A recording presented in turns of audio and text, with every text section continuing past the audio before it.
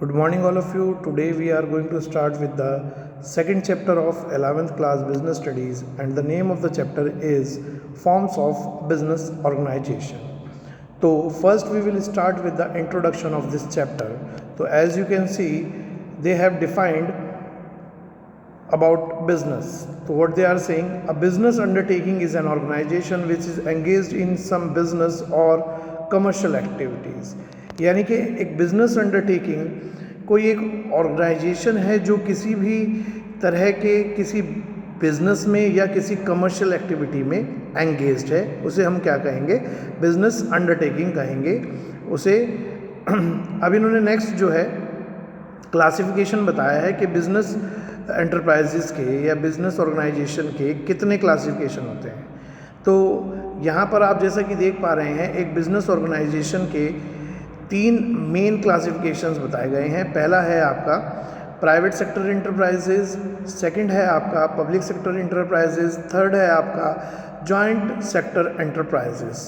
तो अभी हम सबसे पहले जो हमारा मेन क्लासिफिकेशन है प्राइवेट सेक्टर इंटरप्राइजेज, उसके क्लासिफिकेशन देखेंगे, बाकी के हम लोग बाद में देखेंगे। तो जैसे कि आप देख पा रहे हैं, यहाँ पर प्राइवेट सेक्टर इंटरप्राइजेस के 5 सब क्लासिफिकेशन दिखाए गए हैं, जिसमें पहला है सोल प्रोप्राइटरशिप, दूसरा है जॉइंट हिंदू फैमिली बिजनेस, तीसरा है पार्टनरशिप, चौथा है इसमें कोऑपरेटिव ऑर्गेनाइजेशन और पांचवा है इसमें जॉइंट स्टॉक कंपनीज। तो अब वन बाय वन मैं आपको इन सब क्लासिफिकेशंस के बारे में बताता हूँ, इनके फीचर्स के बारे में बताता हूँ, और इस तरह इस चैप्टर को हम लोग कंप्लीट करेंगे। तो सबसे पहले हम लोग देखते हैं सोल प्रोप्राइटरशिप क्या होती है। सोल प्रोप्राइटरशिप, सोल का मतलब होता है इंडिविजुअल, और प्रोप्राइटरशिप यानी कि किसी भी बिजनेस को इंडिविजुअली रन करने वाला एक businessman is called sole proprietorship. यानी कि एक अकेला आदमी अगर किसी बिजनेस को चला रहा है तो ही और she will be known as sole proprietorship. जैसे इसके एग्जाम्पल से हम लोग समझ लेते हैं, जैसे हमारे घर के हमारी जो रेजिडेंशियल कॉलोनीज़ वगैरह होती हैं, उनके आसपास आपने देखा होगा कन्फेक्शनरी शॉप होती है, ग्रोसरी शॉप होती है, वो इंडिविजुअल ऑनर्स द्वारा जो है रन की जाती हैं। तो इस तरह की जो शॉप्स हैं वो हमारी सोल प्रोप्राइटरशिप के अंडर आती है। लाइक किसी बार्बर की शॉप, वो भी सोल प्रोप्राइटरशिप के अंडर आएगी। किसी ब्यूटी पार्लर, वो भी किसी इंडिविजुअल द्वारा रन किया जा रहा है, तो वो भी सोल प्रोप्राइटरशिप। या कोई भी ऐसा बिजनेस इंटरप्राइज या कोई भी ऐसा बिजनेस जो एक इंडिविजुअल द्वारा रन किया जा रहा है, जिसका सारा कंट्रोल एक इंडिविजुअल के हाथ में है, वो सोल प्रोप्राइटरशिप के अंडर आता है। इसे वन मैन आर्मी या वन मैन कंट्रोल के नाम से भी जाना जाता है। ठीक है। नेक्स्ट इसमें हम देखते हैं इसके फीचर्स। सोल प्रोप्राइटरशिप के कौन कौन से मेन फीचर्स होते हैं। तो जैसे मैंने आपको सोल प्रोप्राइटरशिप को डिफाइन किया है, उसके अकॉर्डिंग, उस डेफिनेशन के या उस एक्सप्लेनेशन के अकॉर्डिंग इसमें बहुत सारे जो हैं हमारे फीचर्स जो हैं वो आ जाएंगे। तो पहला है इसमें सिंगल ऑनरशिप, यानी कि ऑनरशिप जो है वो एक इंडिविजुअल की ही रहेगी, एक अकेले व्यक्ति की रहेगी। नेक्स्ट क्या करें, इंडिविजुअल रिस्क वेयरिंग। अब जो उसका इंडिविजुअल ओनर है तो उसका रिस्क या उसका प्रॉफिट या लॉस जो है वो भी इंडिविजुअल ही बियर करेगा, वो किसी से शेयरिंग नहीं करेगा। इन्वेस्टमेंट वो भी इंडिविजुअल ही रहेगा, उसे अकेले को ही अपना जो है पैसा जो इन्वेस्ट करना है उस बिजनेस में, वो भी इंडिविजुअल रहेगा। No separate legal entity. देखिए इस पॉइंट को आप ध्यान से समझ लीजिए, क्योंकि ये पॉइंट 11th क्लास के बिजनेस स्टडीज़ में बहुत बार रिपीट होगा और इस चैप्टर में तो कई बार होगा। Separate legal entity, separate legal entity एक इस तरह की कोई भी बिजनेस ऑर्गेनाइजेशन होती है या कोई बिजनेस होता है जिसकी कोई अपनी अलग पहचान नहीं है। तो अब क्वेश्चन माइंड में राइज होता है कि किसी भी ऑर्गेनाइजेशन की या किसी भी बिजनेस की अपनी सेपरेट एंटिटी या अपनी सेपरेट पहचान कैसे बनती है।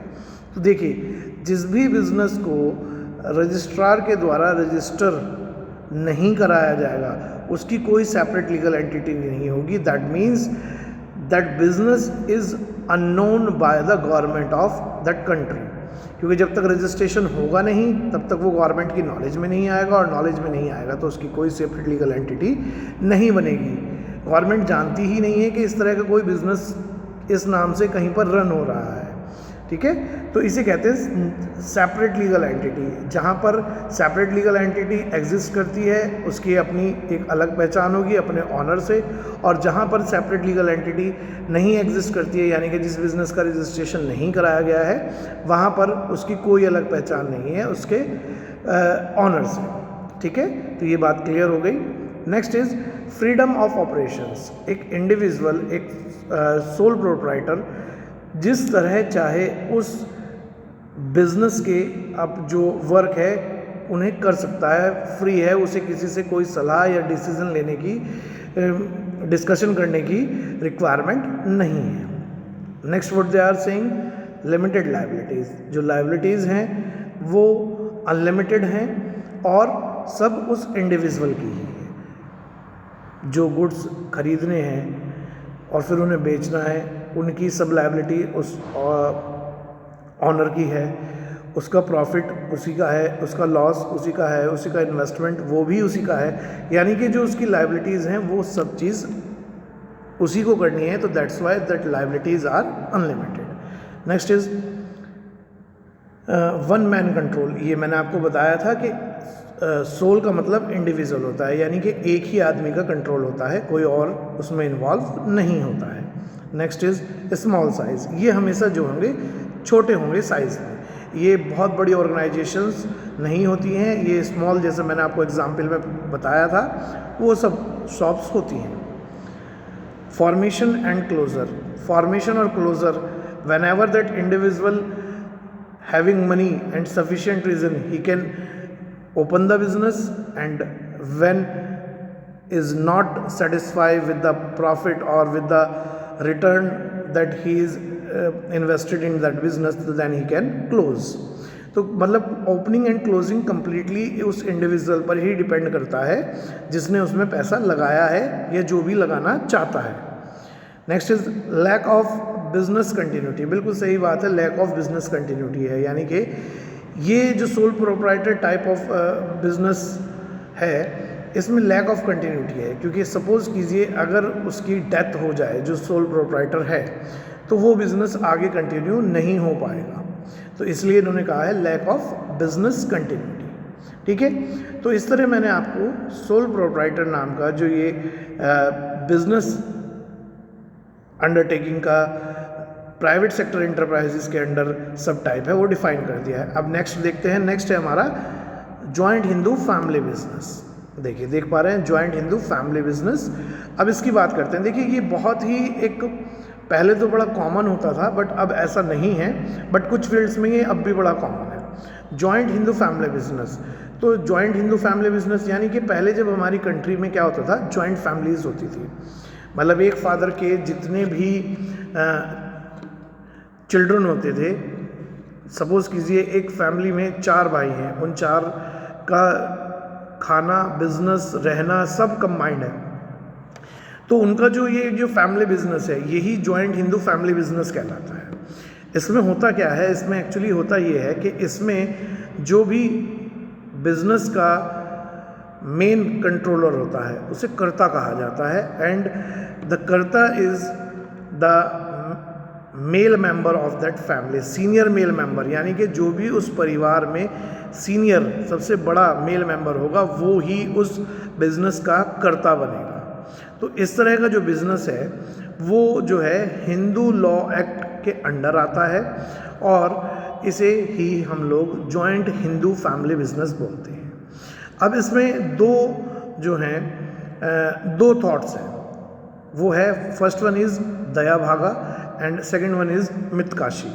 अब ये क्या चीज़ है, देखो दया भागा जो है ये एक ऐसा सिस्टम है जॉइंट हिंदू फैमिली बिजनेस के अंडर जो वेस्ट बंगाल में अप्लाई होता है, और मितकाशी जो है ये जो होता है बंगाल को छोड़ के ऑल ओवर इंडिया।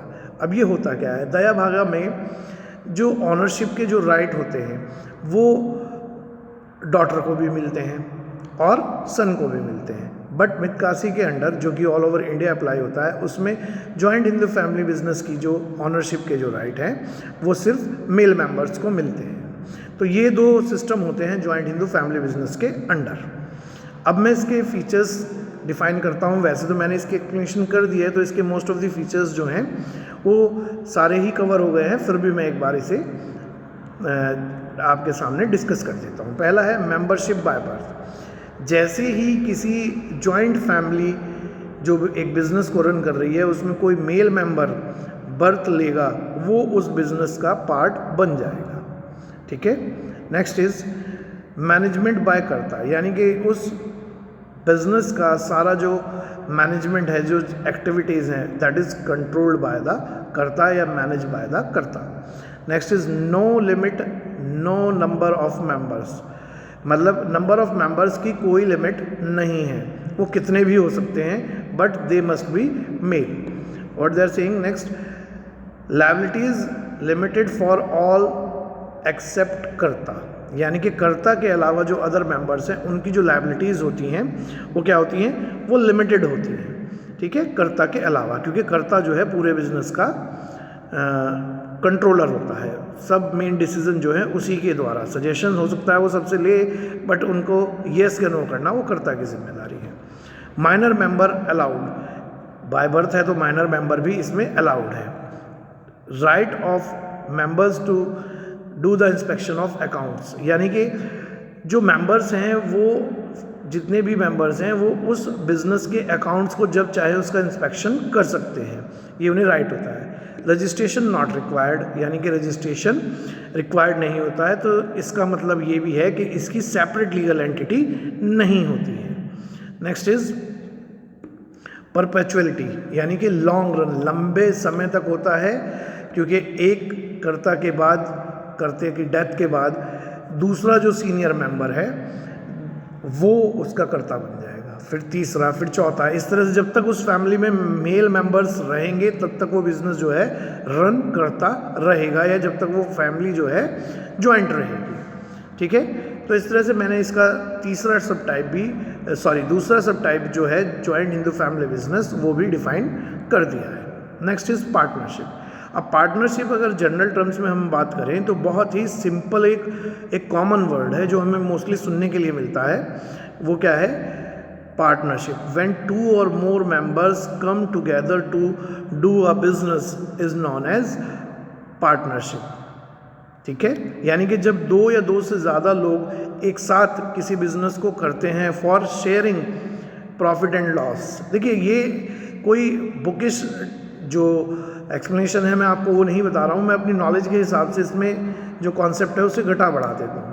तो अभी मैंने आपको क्या बताया कि जब 2 या 2 से ज़्यादा लोग अपनी मर्ज़ी से किसी बिज़नेस में पैसा इन्वेस्ट करते हैं और प्रॉफिट और लॉस को शेयर करने के लिए एग्री होते हैं, then it is known as partnership. अब पार्टनरशिप के बारे में मैं कुछ आपको बता देता हूँ। इसमें कंपनीज एक्ट 2014 के अंडर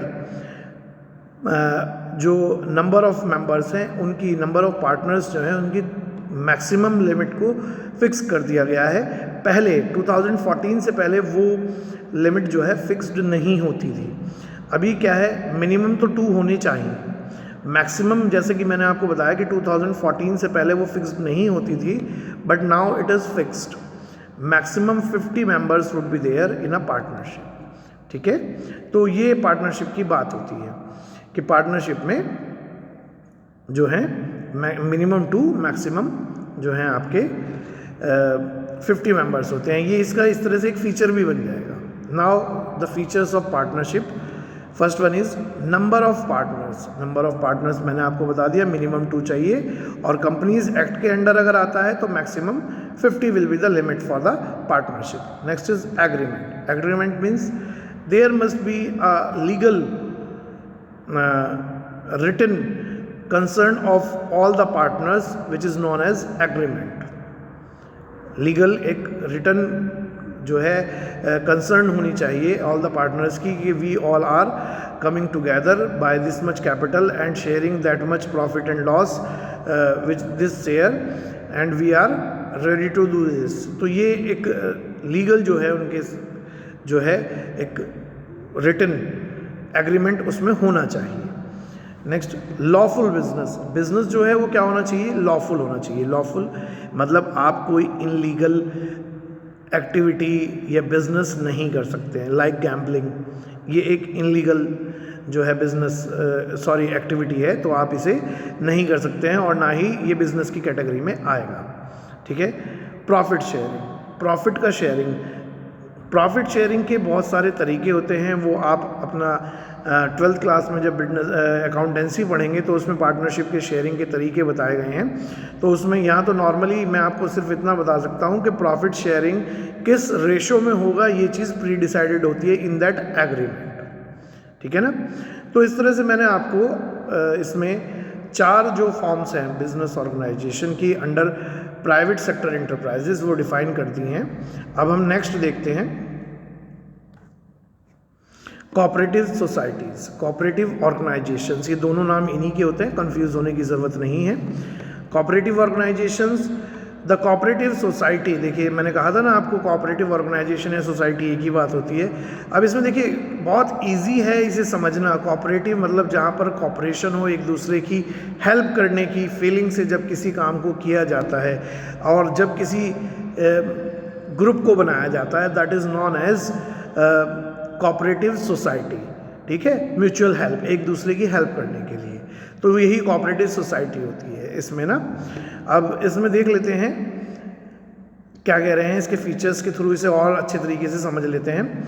वॉलेंट्री एसोसिएशन, एसोसिएशन यानी कि वो जहाँ पर एक जगह आपस में जुड़े हैं, वहाँ पर जो एसोसिएशन जो है ना, इकट्ठा जो हुए हैं, वो वॉलेंट्री होना चाहिए, बाय फोर्स नहीं होना चाहिए या बिना किसी की मर्जी के नहीं होना चाहिए।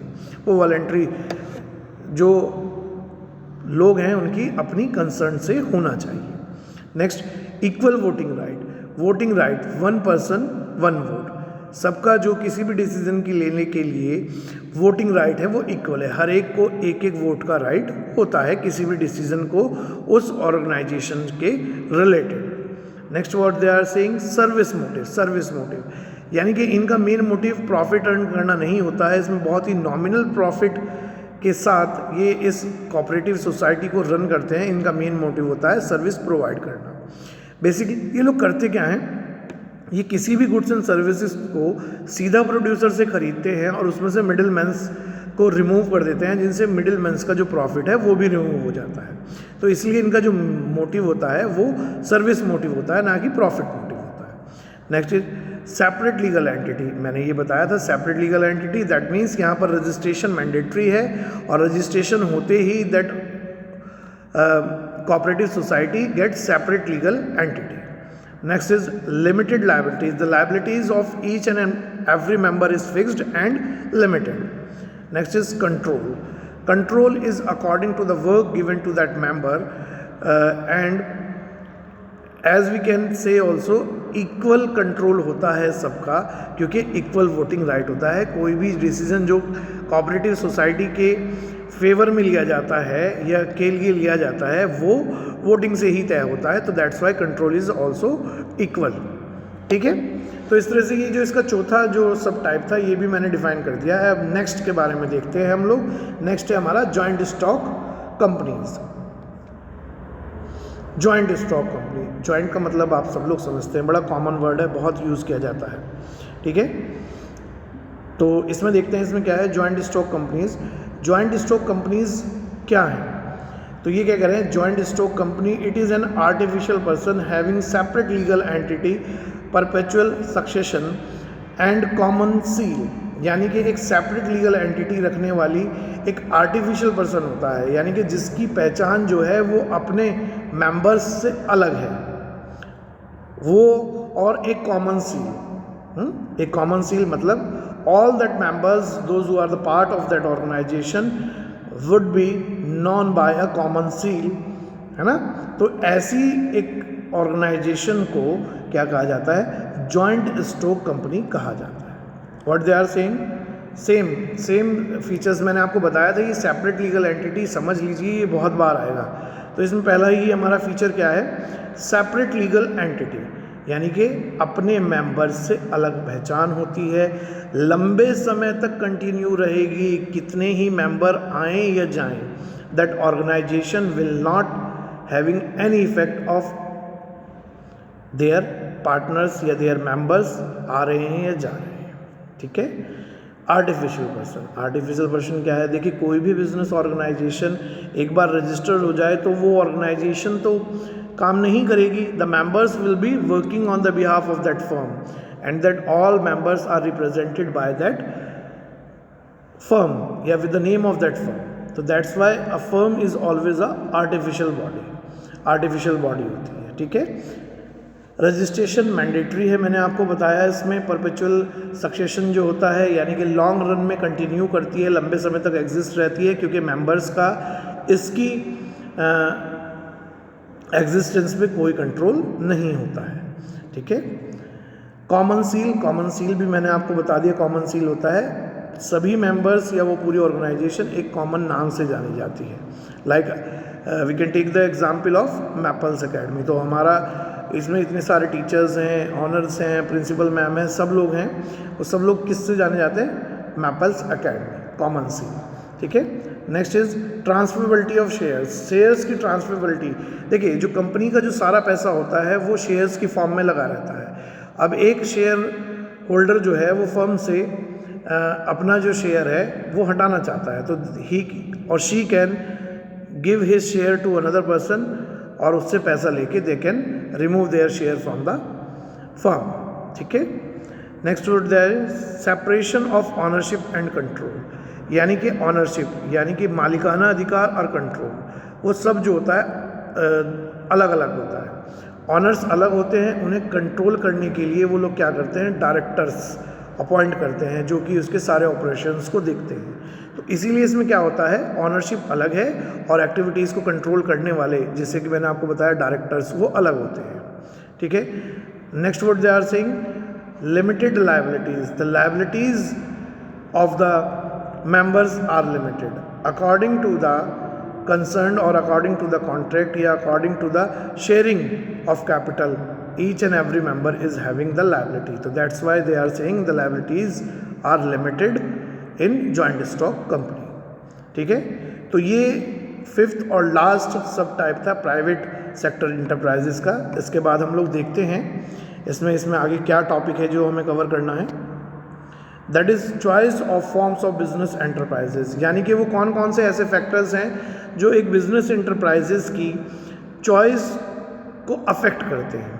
तो इन्होंने बोला है नेचर ऑफ बिजनेस, किस तरह का बिजनेस है। बिल्कुल सही बात है। छोटा बिजनेस है तो उसके लिए अलग क्राइटेरिया है, बड़ा बिजनेस है तो उसके लिए अलग क्राइटेरिया है। Like we can take the example of joint in the family business. उसमें कोई another the person who is not from that family can not enter. Sole proprietor सिर्फ इंडिविजुअल। तो नेचर ऑफ द बिजनेस, किस तरह का business है, ये बड़ा इंपॉर्टेंट है एक फॉर्म उसके लिए सेलेक्ट करने के लिए। ठीक है। नेक्स्ट कैपिटल कंसिडरेशन, कितनी कैपिटल रिक्वायरमेंट है, that is also a important part. बड़ा बिजनेस करना है, बड़ी कैपिटल रिक्वायरमेंट है। छोटा बिजनेस है, कम पैसे की रिक्वायरमेंट है। बड़ा बिजनेस है, ज़्यादा लोगों की ज़रूरत है। छोटा बिजनेस है, कम लोगों की ज़रूरत है। तो that is also the factor which affect the choice of a form of business. Degree of control ज़्यादा रखना है, कम रखना है, इंडिविजुअल रखना है, that is also a factor which affect the choice of business enterprise.